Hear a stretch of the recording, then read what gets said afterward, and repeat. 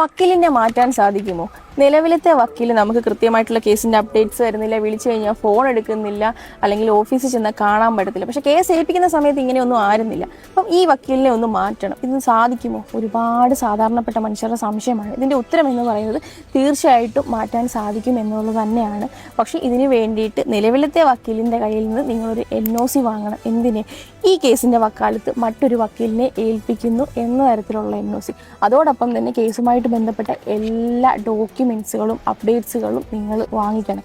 ഇനി ഏതെങ്കിലും വക്കീൽ ഇത് സമ്മതിക്കുന്നില്ല, അല്ല കേസ് ഞാൻ തന്നെ നടത്തിക്കോളാം എന്നൊക്കെ പറഞ്ഞ് നിങ്ങളെ ഭീഷണിപ്പെടുത്തുകയാണെന്നുണ്ടെങ്കിൽ ആ വക്കീൽ പ്രാക്ടീസ് ചെയ്യുന്ന ബാറിൽ നിങ്ങൾക്ക് കംപ്ലൈൻറ്റ് കൊടുക്കാനും സാധിക്കുന്നതാണ്.